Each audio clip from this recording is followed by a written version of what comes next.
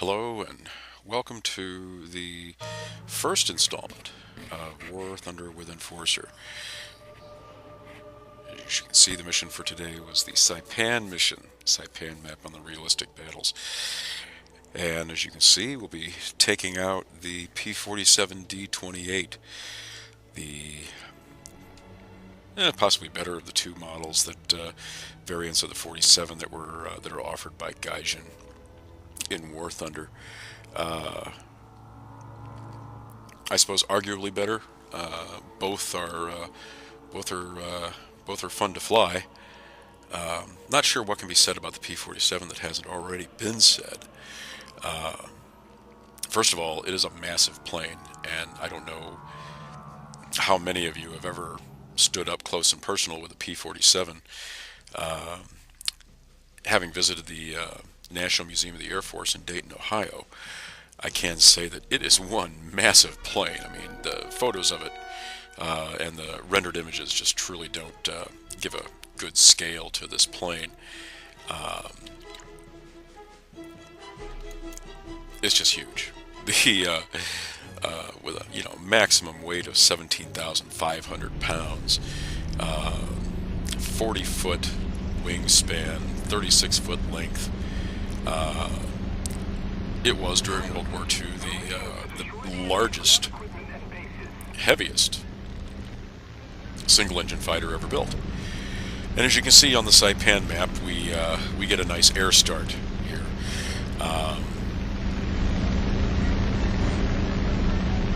Which I'm happy we did, because I think it'd be troublesome trying to take a P-47 off from a carrier. I've never done it.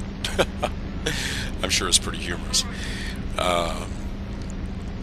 P-47 has a very nice Pratt & Whitney R2800 out in front of it, which is supposed to be rated for 2,400 horsepower approximately. Beautiful engine, and extremely durable. Has a very high rate of survivability. Can take a little bit of a pounding up front, as where your P-51 will not be able to, because it's liquid cooled. It's a little more fragile than the P-47 is. As you can see, I'm flying in cockpit for the moment, because I'm just taking a look at my vertical speed indicator and kind of keep an eye on my climb rate, trying to optimize that. There's sometimes when I take off, I sort of circle the field once to bring a little bit of altitude up and catch up with everybody later. Most of the American planes are not fantastic climbers, and I don't know the modeling on the planes as far as their flight models are concerned. It's always up to a little bit of guess as to whether or not things such as the paddle blade props, the diameter of the props, whether or not the cuffs were modeled on the props, whether or not the engine is modeled at its peak horsepower rating with the highest octane gas that was available during the day, or in that theater. But these are points for somebody else to split hairs over, I suppose, on the forums, and perhaps not here. What I can say about the P-47 is that when you begin a fight, you definitely need altitude in it. You need that altitude to be able to convert into speed, because with the P-47, speed is pretty much everything. It will not snap, roll, and stall flat spin as badly as the P-51 will. You do have to treat the P-51 with sort of kid gloves if you want to fly it. The P-47, you can be a little more ham-fisted with it, but not much. But you do want to start out with an altitude advantage. Like most of the American planes in this tier, you're not getting a turn fighter out of the P-47. P-47 is strictly pretty much an energy fighter. It does have a good instantaneous turn rate, but definitely you're not going to be you don't want to be knife fighting with Zeros and Kais, because that will get you shot down rather quickly. You'll deplete your energy rather fast, and you won't have any place to run. They'll turn around on you and they'll shoot you down. So the advice here is to stay fast and convert your altitude into speed. Make your run on your target. Get a good shot off. And with 850 caliber machine guns, you stand a very good chance of doing some significant damage. Now here we're watching a Kai 43 inbound on a friendly Wellington. Trioptimum is the pilot, and having seen that, I'm diving in to try to assist him. Unfortunately, I got a little ham-handed on the keyboard. Accidentally turned my engine off, trying to type a message to him to warn him. Got the engine back on. I'm closing now. Unfortunately for Trioptimum, I was not able to get there in time before the Kai finished him off. But I did get the Kai, which I was happy about. So he's not going to do any further damage to any other of our teammates. Now, as you see, I dove in on the Kai, converted my altitude into speed, and now I'm climbing back up to bank up some energy here, which is what you have to do with the P-47, and in fact many of the American fighters, not just of this tier, but any of them, because they're heavy. Most of them are built to be a little more durable than and survivable than some of the Axis planes were, which is a fortunate thing fighting the Japanese planes, because the Japanese planes suffered from survivability issues, not having sealed fuel tanks, and being very lightweight. If you ruptured a fuel tank and started a fire, well, generally they were going to explode, which is pretty much how I've seen it modeled here. And say what you will for War Thunder, it is an extremely good-looking game. We can split hairs all we want to, and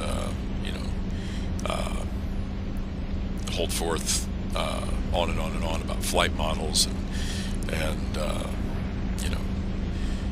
this or that, but it is an extremely beautiful game. And this is coming from the perspective of somebody who's played online flight sim since the early to mid-90s with Kesmai's Air Warrior, which, no slight against the people who developed that game, but the graphics of the day were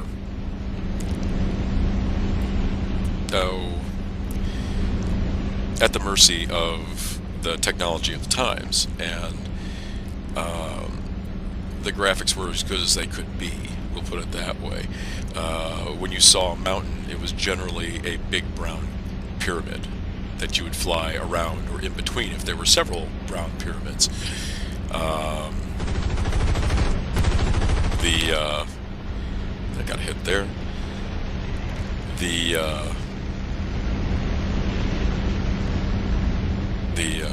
The ground was maybe 2 shades of green. The water was perhaps 2 shades of blue, and there was almost literally no level of detail. I mean, if you want to see it, you can certainly find a video of it here on YouTube. Just Google Air Warrior, Kesmai Air Warrior, and you'll see that. But it was a lot of fun, and that was my first introduction into online flight sims. And then after that, playing Warbirds, which was a bit of a leap ahead of Air Warrior. And again, you can debate all day long the fidelity of the flight models that were used, but I think Warbirds was a little bit of a collision there. I think it was a little bit of a leap ahead of Air Warrior. I think Air Warrior, could have been further developed. The developers chose not to do that. But this is something entirely different. I've really never seen a game that was just this beautiful. I mean, the water, the trees, the careful attention to detail that Gaijin has put into doing these terrain maps, and the texturing of the aircraft, and the modeling of the aircraft, just the level of detail to which it's rendered is, my hat's really off to them. They've done a superb job. And if for no other reason, it makes the game worth playing. As you can see here, our enemies are down to 4, maybe 5 players left. And it seems like we've done a fairly good job. Oh, now down to 3. And it seems like we've done a fairly good job routing them. I think there's only 3 or 4 of us left. And you'll notice I'm staying up high. And that's not because I'm afraid to dive into the battle or get on somebody and shoot at them. With the P-47, as with most of the American aircraft, you have to play a patient game. Which means kind of staying up high, keeping your energy in the bank, and keeping it on tap for when you're going to need it. This plane needs speed to be effective.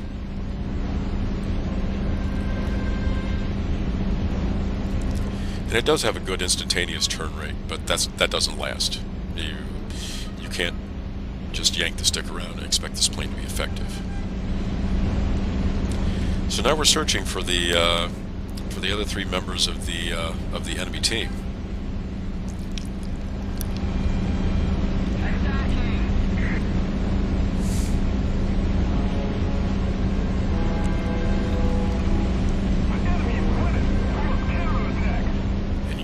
Is going after Super 6-4, who ends up being the last enemy player alive in this match.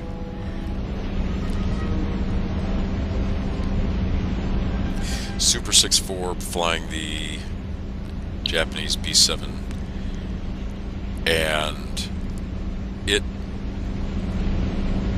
might be a larger plane on the whole. I see one of our planes was he's in a captured A6M, and we've captured Zone A, which is great. A little hint to those of you who may not be aware of it, as I wasn't the first time I played on a map with on a realistic map with a capturable airfield.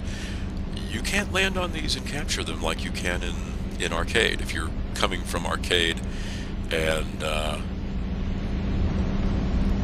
flying your first mission in realistic and wondered about whether or not you can capture a field the same way as you could in arcade, it doesn't work that way. You have to let the ground forces, quote unquote, move in and capture the airfield. You're also going to need to destroy a lot of the defense infrastructure around the field, pillboxes, AAA, tanks, if any, armored anti-aircraft cards, things like that.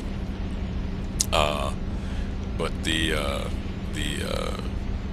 airbase eventually gets captured. If you're successful, Yura was not successful so much, and he has been shot down by Boyington, who's flying a Kai 43. And we're going to try to take a little shot on Boyington. I wasn't able to get around, and that's the thing. That's another thing with the 47, and indeed, several of the other American fighters. If you are trying to play a patient game, rather, you have to time your strike. You really do, and then sometimes, despite your best efforts, the enemy will turn and louse up your shot. sometimes the best you can do is just get off a well-timed snapshot.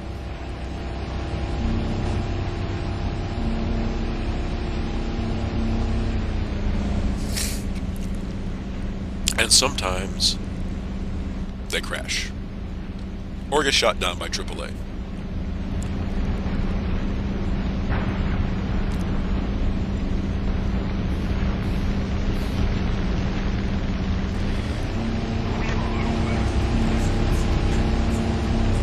There's Super 6-4 down there, and Boyington taking a couple of pot shots at me. Nothing that's harming me yet.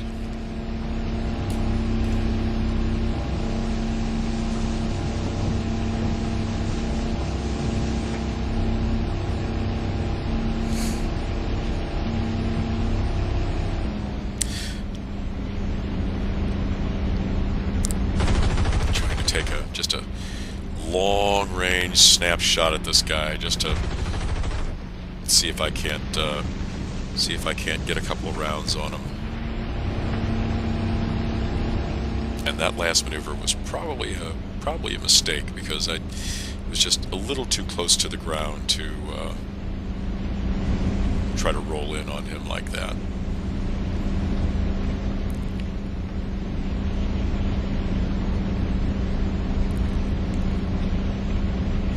But he's done, and now Super 6-4 needs to be found.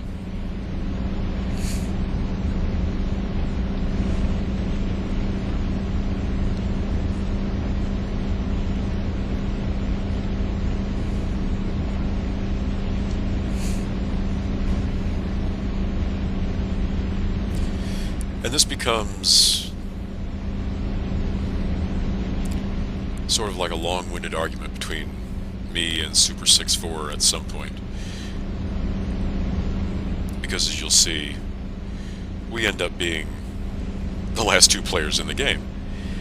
And there's a nice back and forth that'll go on, albeit fairly protracted, where both of us are attempting to draw each other out of our zones of comfort, those being areas where he and I are both covered by supporting ground fire from anti-aircraft, or from the destroyers in my case, whereas I try to draw them out to sea and into my net of destroyers and cruisers.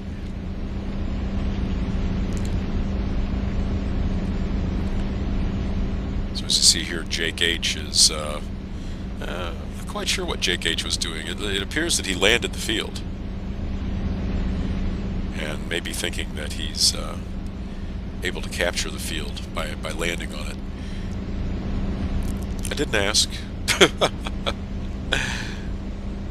I didn't ask. And now we see Super 6-4 is the last of the enemy planes. And Super 6-4 has got him, so I know where Jake was, and now I know where Super 6-4 was, and we can see the smoke coming up off the airfield now.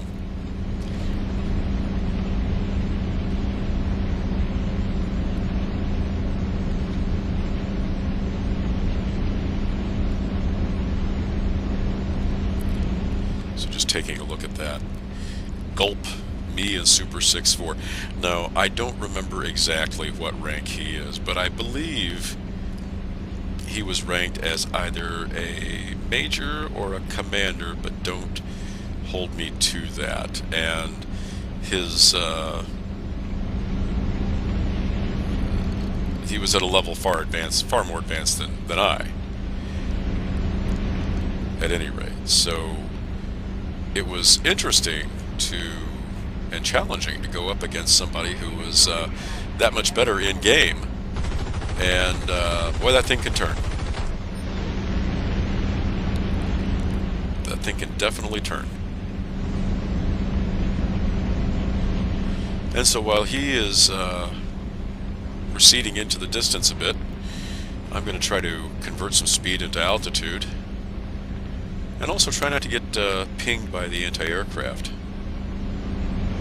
over B, because that is just as much a threat, if not more so, than Super 6-4.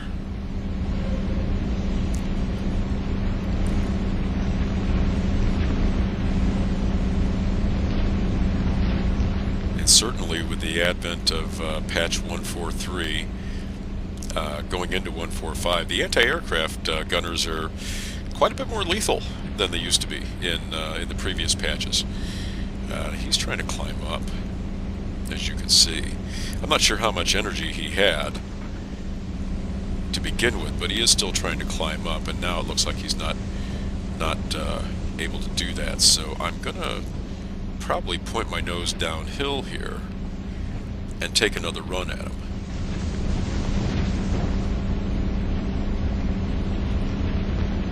Now the P-47 does have a beautiful roll to it.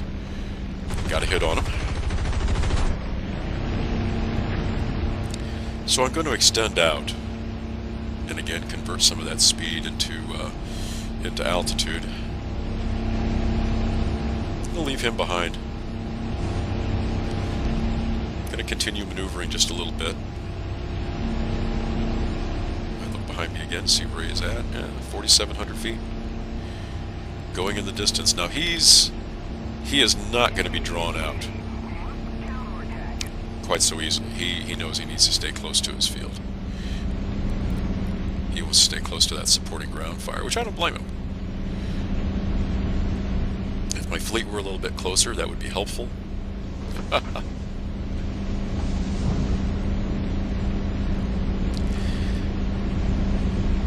So as you can see, one of the things I'm doing is I'm trying to maintain the upper hand here, and the only way you can do that is to dominate it by having a higher altitude. Perhaps not so high though that you lose sight of the enemy, as I seem to have lost sight of Super 6-4. I can only guess at his last known direction of travel.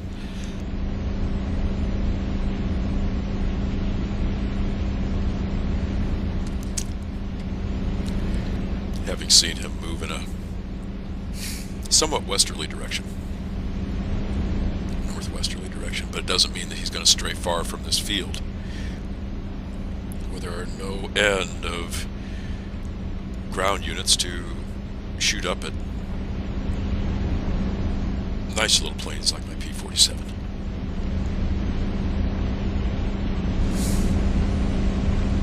What a beautiful map. The way they've done the shorelines, it really is absolutely breathtaking for a game which is, for all intents and purposes, free, absolutely free to play. All you have to do is download it. Uh-oh. Speaking of anti-aircraft, as we were earlier, that was from an anti-aircraft burst. Now that has damaged my my engine, and it's done some damage, to my elevators. Now, fortunately for me, I tried to test this out just a little bit. Fortunately for me, I'm not so damaged that I still can't stay in the fight for a while longer. The R2800 is just a beautiful, highly survivable engine. It could take so much more punishment than Allison's or the Packard-built Merlin could, and bring the pilot home. Stay in the fight and bring the pilot home. And as we're going to see, it keeps me in the air for quite a bit longer than I probably deserve to have been kept in the air.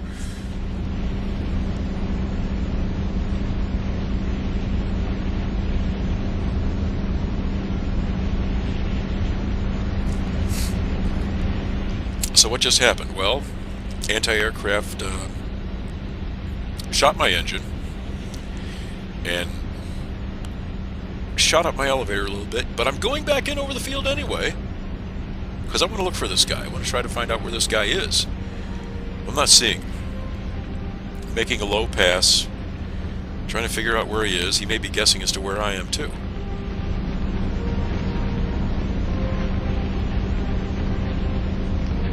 And there he is. Sort of surprised to find him out over open water. Now, at this stage, about the only thing I can do is just wail away at the 50s, and he's not going to have any of it. He's going to dive out of it, which he builds up speed. I bank a little more altitude. Now, had I been using a mouse, I think the game would have been over right here.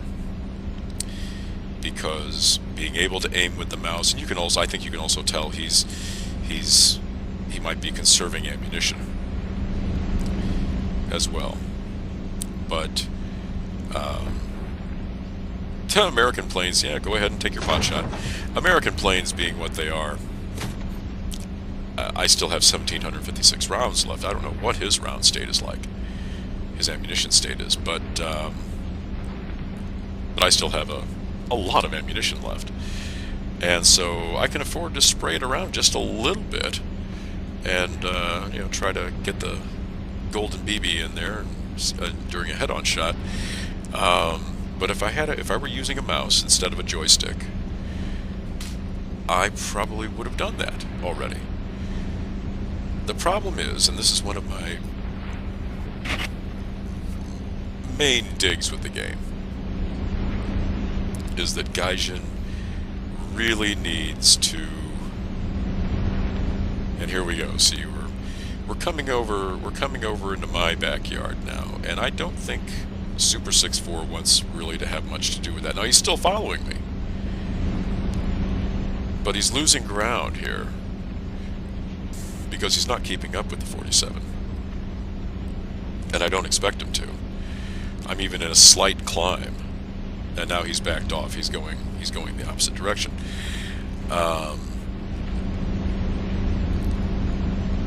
But if it's one thing Gaijin needs to do, it's re-examine the setup of joysticks in game. It's ridiculous.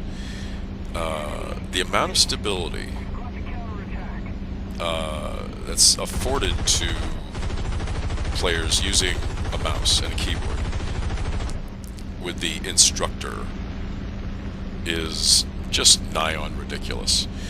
With the mouse and the keyboard, obviously, you can use that to good effect. You can pinpoint your aim on different aircraft to maximize, you know, targeting, say, the wing route or the area in between the fuselage and the first engine in a bomber, so that you try taking out a fuel tank, setting the plane on fire.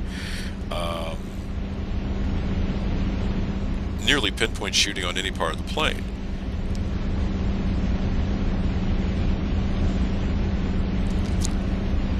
And with a joystick, that's obviously, well, you can twiddle with the settings until the sun fizzles, and you're simply not going to be anywhere near as stable as a player using the mouse and keyboard with the instructor. Not even with simplified controls, and well, when you're using realistic controls, you're throwing any possibility of using the instructor right out the window. It just doesn't happen. So, Gaijin, you have some work to do. And this has been the subject of several, you know, hotly debated forum posts back and forth regarding the mouse aim, the instructor, joystick versus mouse, and who really cares? I mean, who really cares if a person uses a mouse or a joystick? I think it's fantastic that you can use a mouse to such good effect, or to such effect in the game. I just don't think there needs to be such a disparity between a mouse and keyboard user and a player who chooses to use a joystick. Certainly the joystick lends a higher degree of immersion into the game. You feel as though you're really flying the plane as opposed to just pointing the pipper in a particular direction and the instructor flying the plane to that point, you know, without allowing you to stall, without allowing you to spin. Oh yes, he was a Commodore, level 83. Well, what do you know? I don't seem to be doing too badly against him.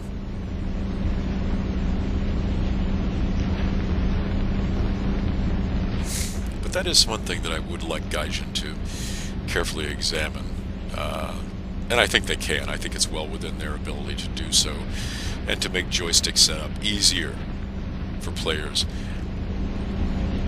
not harder. Gonna try the head-on one more time. It's not gonna work. And I simply can't outturn the man. I mean, he's, you know, he's in a superior aircraft as far as his turning ability. It's just not going to happen. So I don't try to turn with him.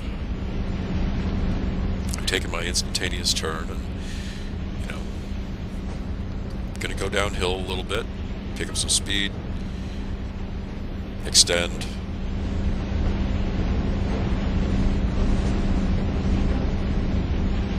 And he's not gonna follow. He's gonna stay. He's gonna stay around the comfort area of those ground units.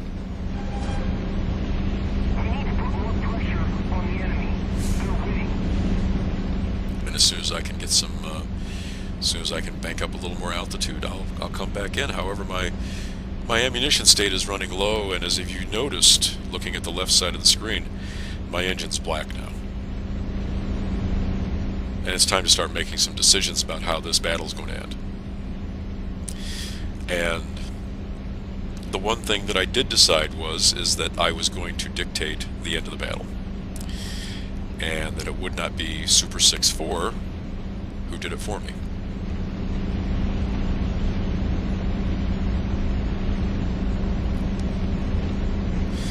But the demise of my engine is a fait accompli at this point. It's going to die, you know.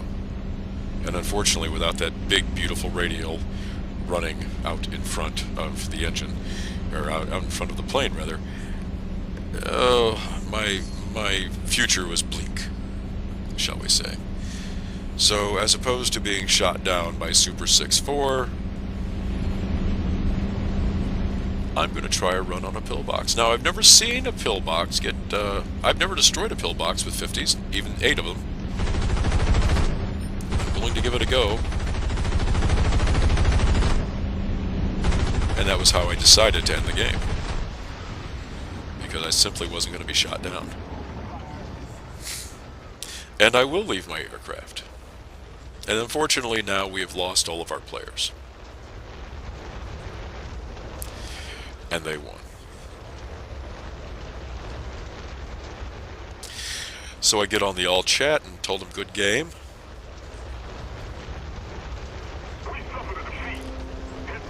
And now we see the totals, which on this was not a very high scoring match at all.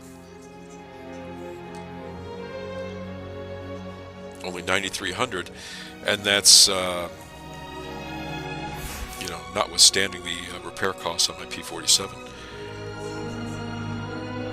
Well, thank you for watching, and we'll see you next time.